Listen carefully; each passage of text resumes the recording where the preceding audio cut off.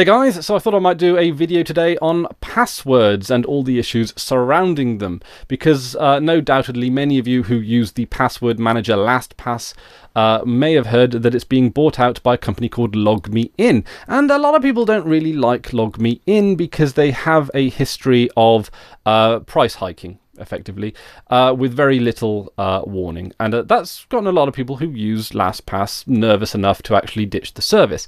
So that's kind of inspired me to take a look at how I manage my passwords and tell you about a few solutions that I have come up with. Okay, so what is LastPass? Because LastPass is still a viable option if you're willing to accept the conditions in which it currently exists. So LastPass is, or at least I used it as a browser plugin, but it does have some, it has some like other software as well that's not attached to a browser. But it's primarily a browser plugin, and what you do is you would sign up to a website, and then it would come up with a little dialog box saying, would you like to save your username and password, and even log in automatically next time you visit the site. And then you would select your settings, you would choose to save the password or whatever, and then you would never have to remember that password again.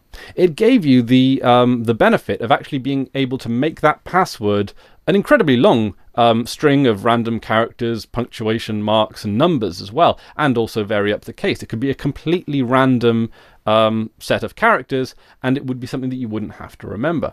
And LastPass, as well as I understand it, is an end-to-end, it works with end-to-end encryption, which means that it scrambles your password at your side on your computer, then it sort of transmits it back to its server, and then when needed comes back to you.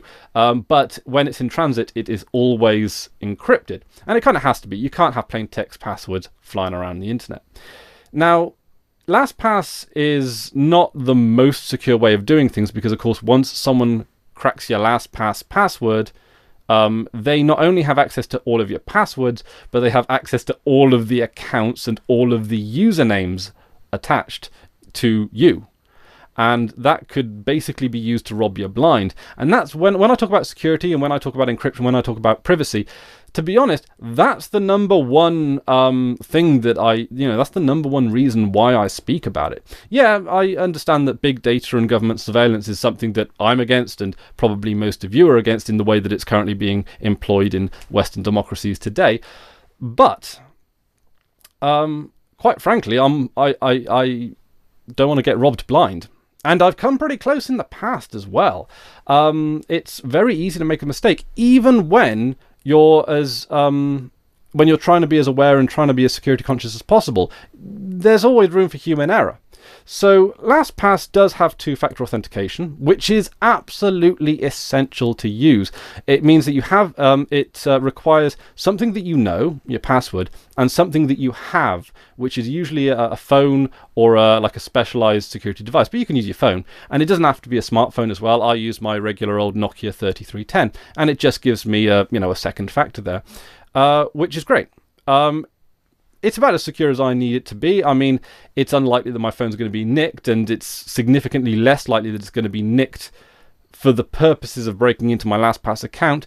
But if it is, they also need to know the password and my email address as well, because that's what you use to log in. But if they get all of that information, then I am doomed, which is a problem.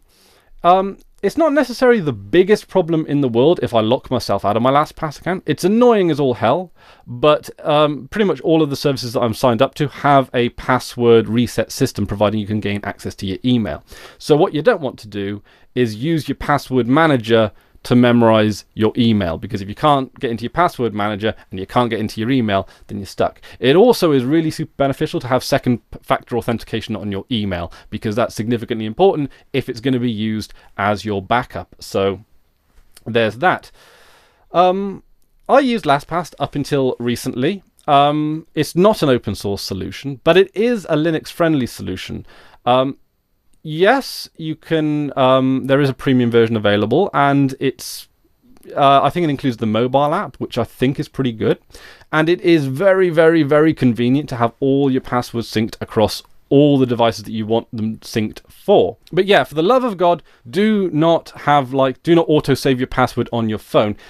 You can sort of debate whether or not you'd want to use it on a desktop computer if you sort of live on your own and the only way to sort of really access it is to break into your house while you're in there, then there's, and it also as well, if you've got like an encrypted hard drive on top of that, then they have to get through the local encryption as well. So, there are a whole number of solutions at your disposal, but the essence is that LastPass is probably the most convenient way to manage all your passwords. But again, not an open source solution, and it is owned by a company that a lot of people no longer trust. So, what are our other options? Well, you can have a look for services that are similar to LastPass. I'm not going to talk about any today. For me, it's because I haven't found any that I feel that I can trust in the same way that I can trust LastPass. Part of that is because I just don't know that industry very well. I don't know sort of the password manager software scene. So I'm going to sort of go with what I know on this one. So I had a look at local password managing databases. Now, this is quite suitable for me because I pretty much do all of my work from one computer. So providing that I keep my passwords encrypted and, providing that someone who just has physical access to my computer can't get through into that encrypted database, then I'm generally okay. But if I've got someone, again, breaking into my house trying to decrypt my password database, I've probably got bigger things to worry about, if I'm completely honest. So, local encryption sort of works really quite well for me because, again, I don't have to synchronize it across any kinds of devices. So the piece of software I use is called KeePassX. And it's available in most repositories of most distributions. And there is a KeePass X2 in the works coming soon, which is more compatible with more databases. So it works like it would do with just about any kind of software, very similar to like a regular database program. You've got a database program, you've got a database file, you use the database program to open the database file, you put in your password. You can even have two-factor authentication with that, where you have like a key file, and you have to provide both the key file and the password in order to unlock the database. But like I say, because the only way to actually access my password database is locally, and I work from home and obviously live at home, it's incredibly unlikely that anyone's going to even sort of, see my passwords in action, let alone be able to swipe them. So it's a reason. It's a perfect situation for me. It's a perfect scenario. It's also an open source solution as well, and again, local. So that means that I am not going to get like an overnight price hike. It doesn't mean that I'm going to have to suddenly pay up or have to just sort of rush find another service at the last minute. No, it means I am in complete control of my data. I know that it's encrypted. I know that it's backed up as well. I've got like, you obviously keep your database file in a second location, and that's why it's encrypted, so that if someone were to sort of access that second location and stumble across that file, that they then wouldn't be able to have access to all your stuff. Because again, still really important that no one gains access to your database file, because not only does it have all your passwords on, but it also has a list of all your accounts, which again means that someone can rob you blind. But like I say, it's a solution that works for me because it keeps all the information under my control. And whereas I'm not a security expert, I know enough people that are involved professionally in security, and a number of them I know use KeePassX as their local password storage. It also allows you to send passwords through services like email, for example, as well. If you need to tell someone else a password, it's not a smart idea just to send them a password in a plain text email. That's kind of a bit silly. Yes, you can use encrypted email, but to be honest, I would rather be in complete control and in full knowledge that my data is completely 100% encrypted exactly on my terms. So sending over a KeePass database to someone else gives me the sort of the peace of mind that I personally require. LastPass also has password sharing options, but I haven't used them, so I can't really vouch for their quality. KeePassX, I'm going to say that out of all of the ways of managing passwords, this is the one that I would recommend, providing that it fits your sort of your workflow. You can take that database file and it can be portable as well. So you can have you can put your database, your password database on a USB if you need to use it across multiple computers. You can even put your database file on Dropbox or another sort of cloud service, and then you can access it using multiple machines in the full knowledge that that's the most up-to-date version of your password database. And I know a number of people that do that. So you've got a lot of options. I also like the password generator on KeePassX as well. The password generator generates a password that is like 25 characters long, all random numbers and letters. So it's pretty good. LastPass also has a random password generator. I think the default settings aren't as good as KeePassX's, but you can obviously switch them up. You can make passwords pronounceable, memorable, or you can make them completely random, and it does give you a rating on the security of your password as well. So yeah, KeePassX, that's generally my recommendation if you can find it to suit your needs conveniently. There is obviously a convenience factor at play, but you don't want to use convenience at the expense of security. So what other options are there? Well, the other options that I'm going to talk about today are going to be ones that don't involve software solutions. There are a number of benefits to these ways, but there are also a number of significant drawbacks. Okay, so one method that doesn't involve using software to manage all your passwords is simply to use memory tricks. I know a number of people that use a number of memory tricks to remember all of their usernames and passwords. That being said, though, I don't think I could do that for all of the accounts that I have. But the people that I do know who do use these memory tricks tend to only have like about 5 or 6 online accounts. So this one is not for the kind of person that has lots of internet accounts. This is really one for someone that doesn't have enough internet accounts to make a password manager worthwhile. So basically, one of the examples for a memory trick is to think of a password, and then instead of typing that actual password, for every character that you type, it's not the character, it's the character up and to the left. And that way you get a seemingly random password, but you can use the initial word as a clue. So for example, if your password, if you had, say, a Tumblr blog and you wanted to log in, now you would take the word Tumblr, for example, and then you would just take all of the characters that go up and to the left, and then you would just type those instead of typing Tumblr.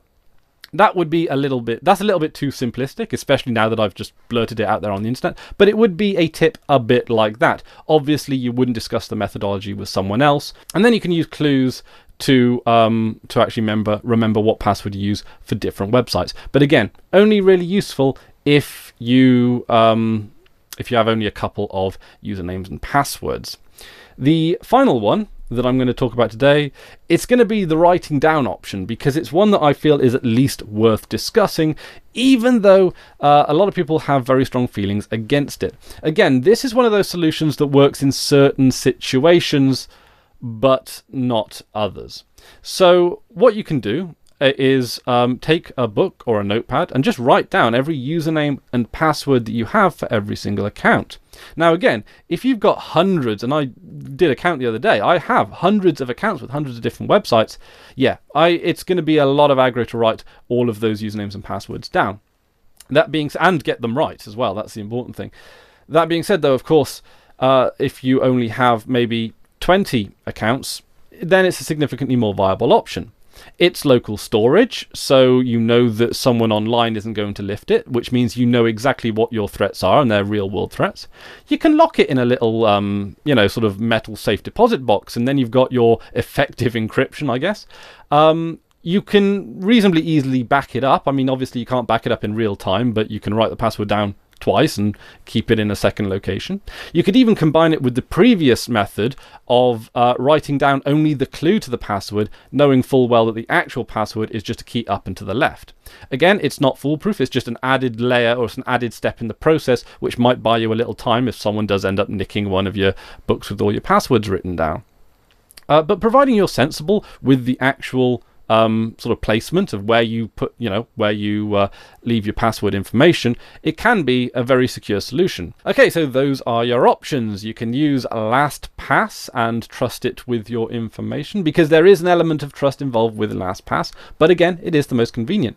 You can choose local storage, and I've only used KeePassX as an example. It's the one that I believe is included in the Tails OS, which is the reason which made me choose it. I mean, if the people that use Tails think that it's a decent password manager, it's certainly good enough for me.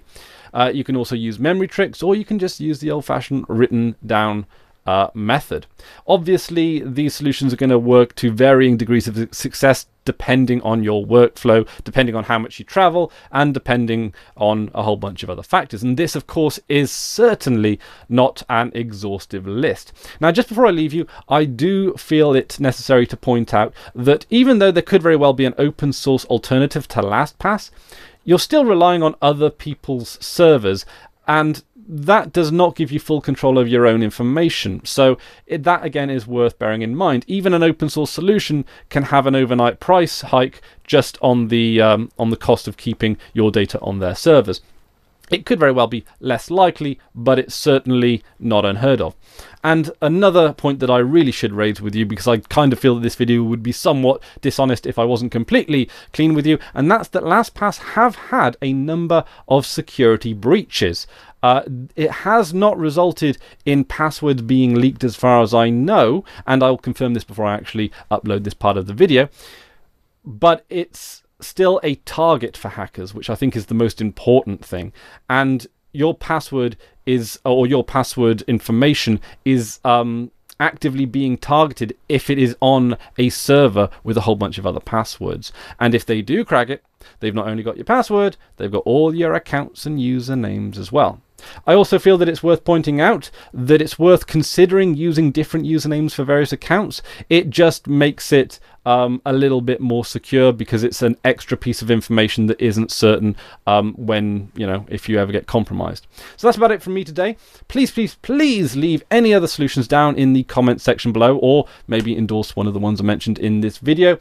Let's have a discussion about it, because we are significantly stronger when we think together. So that's about it from me today. Thanks very much for watching, and until next time, I've been Chris Ware, and you've been awesome. Take care now.